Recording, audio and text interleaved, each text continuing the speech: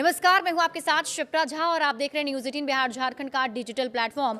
पश्चिम Asia में जारी तनाव और स्ट्रेट ऑफ हॉर्मुज के रास्ते एलएनजी आपूर्ति में आई बाधा के बीच केंद्र सरकार ने घरेलू गैस आवंटन की व्यवस्था में बड़ा बदलाव किया है। सरकार की नई अधिसूचना के मुताबिक अब एलपीजी उत्पादन करने वाली इकाइयों को भी प्राथमिकता श्रेणी में रखा गया है। ईरान युद्ध के कारण तेल और गैस आपूर्ति में आ रहे संकट के संबंध में प्रधानमंत्री नरेंद्र मोदी ने मंगलवार को संसद में पेट्रोलियम और प्राकृतिक गैस मंत्री हरदीप सिंह पुरी और विदेश मंत्री एस जयशंकर के साथ अहम बैठक कर हालात का जायजा लिया।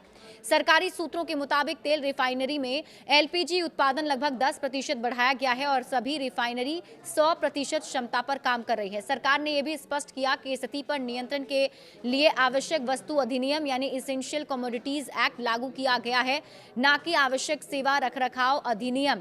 सरकार का कहना है कि भारत की स्थिति कई अन्य देशों की तुलना में बेहतर है और ऊर्जा आपूर्ति सुनिश्चित करने के लिए कई देशों के साथ लगातार संपर्क में भी रहा है।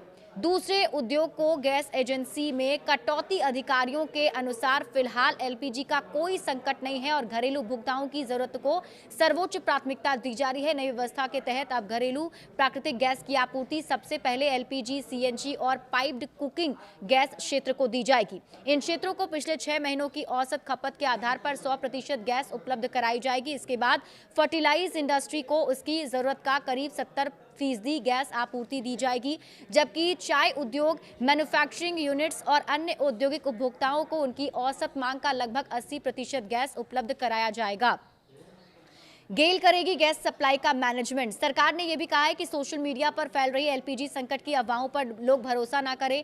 कुछ संगठन द्वारा संकट की बात उठाए जाने के बावजूद सरकार स्थिति पर नजर रखते हुए और जरूरत के अनुसार कदम उठा रही है। अधिसूचना के अनुसार देश की प्राकृतिक गैस आपूर्ति का प्रबंधन गेल करेगी ताकि प्राथमिक क्षेत्रों में गैस की उपलब्धता सुनिश्चित की जा सके और घरेलू रसोई गैस तथा परिवहन के लिए सीएनजी की आपूर्ति निर्बाध बनी रहे।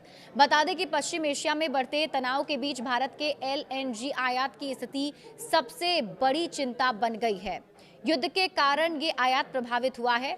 सरकारी सूत्रों के अनुसार यदि संकट लंबा खींचता है तो भारत गैस की आपूर्ति के लिए नॉर्वे और अमेरिका जैसे दूर के देशों से एलपीजी मंगाने के विकल्प पर विचार कर सकता है। हालांकि लंबी दूरी के कारण इसकी लॉजिस्टिक्स जटिल और महंगी हो सकती है। सूत्रों का कहना है कि फिलहाल रूस से मिलने वाली तेल आपूर्ति भारत के कच्चे तेल आयात के लिए अस्थायी राहत दे रही है। हालांकि पश्चिम एशिया में तनाव के कारण गल्फ कॉरपोरेशन काउंसिल क्षेत्र के साथ भारत के लगभग 40 से 50 अरब डॉलर के निर्यात पर जोखिम बढ़ गया है। विशेष रूप से पेट्रोलियम उत्पाद, कीमती धातु, रत्न एवं आभूषण जैसे क्षेत्र ज्यादा प्रभावित हो रहे हैं।